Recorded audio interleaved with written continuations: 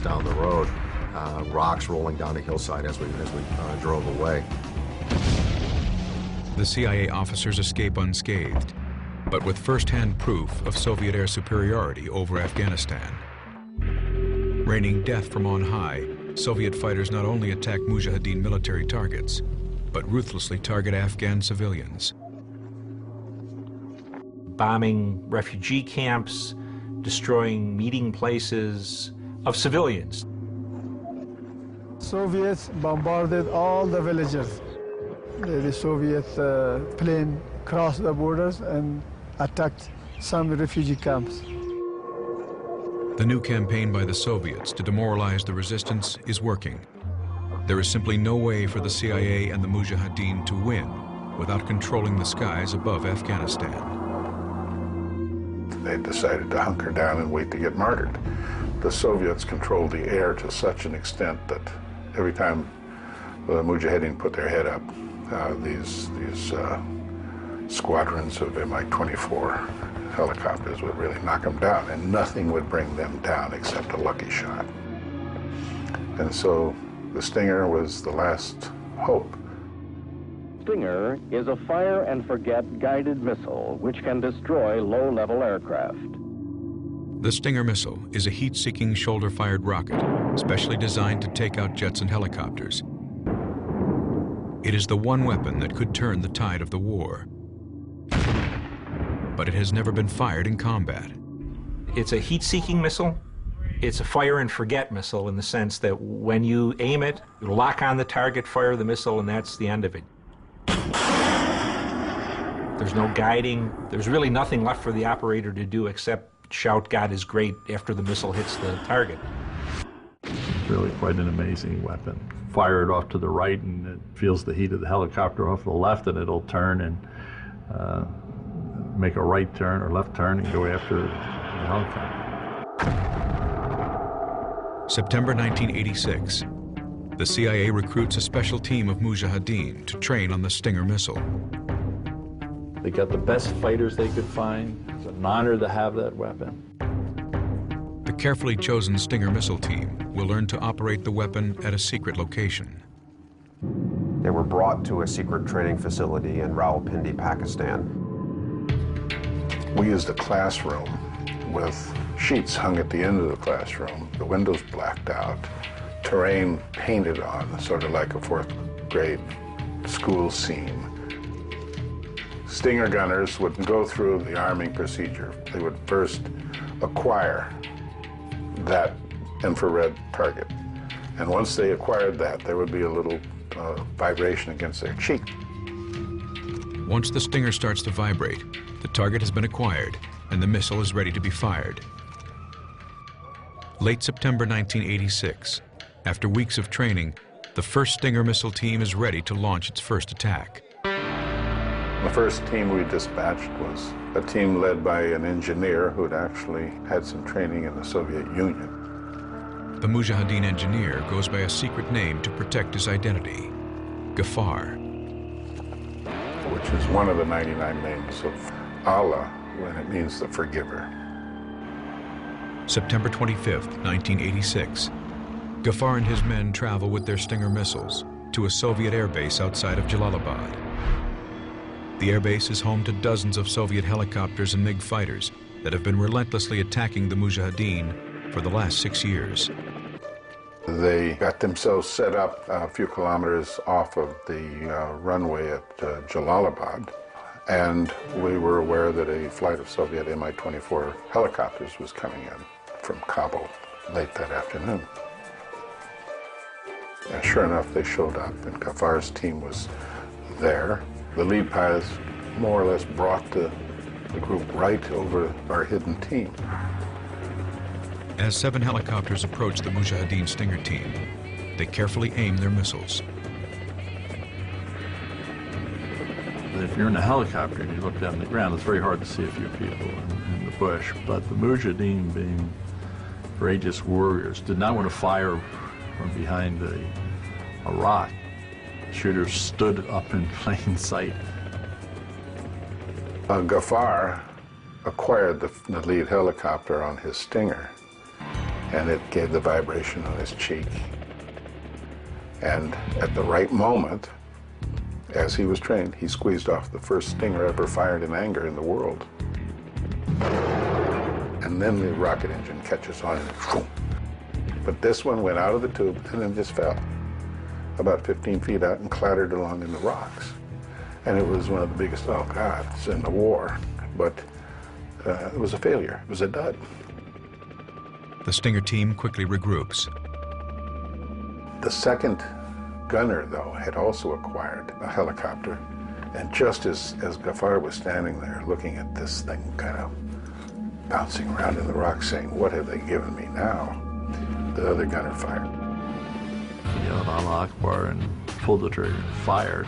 As the Stinger missile rockets through the air towards the Soviet helicopter, the fate of the war hangs in the balance. September 25th, 1986, Jalalabad, Afghanistan. To fight back against the Soviet helicopters terrorizing their country, the CIA has equipped Afghan resistance fighters with the highly classified Stinger missile. Outside a Soviet airbase, a small group of mujahideen have launched the first Stinger attack of the war, misfiring on their first attempt. But now, a second Stinger missile rockets through the air, directly towards a Soviet helicopter. And that white tail arced across sort of this blue, cobalt blue sky of eastern Afghanistan and popped that helicopter. And it felt like a rock right at the end of the runway. 5 other Soviet choppers break formation, scrambling to escape. But the Stinger team has been trained well by the CIA, and its leader, the engineer Ghaffar, is ready to attack again. Ghaffar acquired a second helicopter, brought it down as well. And they dropped them all right there like rocks. And you see them moving across the countryside, and they come to the wreckage, and the pilot's there dead, and his body is in pieces, and they're going Allahu Akbar, they're jumping around. And they realized that they had accomplished something that up until now had not been feasible, and that was to stop those fearsome helicopters. Milt Bearden notifies CIA headquarters in Washington of the first Stinger attack. I got word that night that they brought this down and sent the cable off to headquarters and said, our first team reports 3 kills outside in Jalalabad. In Washington, Jack Devine is waiting for further proof of the Stinger attack. We were lucky enough to pick up the photography, the imagery of the shoot-downs. It was a stunning moment. It was a historical moment. I called immediately for an appointment and got one to see Casey. Devine takes the satellite photos to the director of the CIA, William Casey. Immediately, he saw the significance of it. This looks like the beginning of the end. Everybody that touched it sensed it. The Soviets immediately changed their tactics. The Soviets shut down Jalalabad airfield, sent down an inspection team to find out what the hell this was. And they said, okay, here it is. Stinger's come to war. The greater the number of Afghan Air Force planes that were hit and brought down, the more reluctant the Afghan Air Force was to fly combat missions, and the Soviets in turn would have to fly more combat missions. And the more they flew, the more they were shot down. The Stinger missiles forced Soviet pilots to fly at much higher altitudes. Their bombing was less effective, they couldn't get down on the ground, and they were really terrified of this new weapon. Armaments and equipment poured across the border where it had been bottlenecked for several months. The Russians knew it. It was tremendously demoralizing. After years of war, the tide has finally turned. What the Stinger did was energize a resistance movement of a couple 100,000 guys. From the first kill, the war turned. The momentum had unquestionably moved in our favor. And from then there was no turning back for either the Mujahideen or Mikhail Gorbachev. And I think they went back to Moscow and began to plan how are we getting out of this seemingly unending mess that we gotten ourselves into. So it just kept going and going and going until in April of 1988 the Soviets signed in Geneva and said we're out of here. And we'll be out by the 15th of February 1989. Everybody in Washington and Islamabad is starting to make bets, oh, they'll never make it, they'll never do it. November 1988. The Soviets live up to their word, withdrawing in the same manner as they arrived, through a narrow passage in northern Afghanistan. They never missed a beat. They were out of there. February 15th, 1989. The last Russian tank, carrying the last Russian soldier, prepares to leave Afghanistan across the Friendship Bridge. And here comes this tank, and stops in the middle of the bridge, and a skinny 14-year-old kid starts walking towards the tank, and he's carrying roses in his arms. After 9 years of conflict and hundreds of thousands dead, the Soviet Union has been dealt a crippling defeat. The General Boris Gromov gets out of the tank, jumps down, kind of straightens his tunic out, and walks to his son and takes this bouquet of roses, and together they walk off the bridge. All was done, mission accomplished. And I heard that they had a party back at headquarters.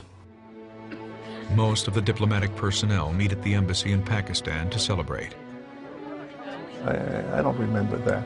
I remember being by myself that evening, drinking a bottle of champagne by myself, and there was no one to share it with.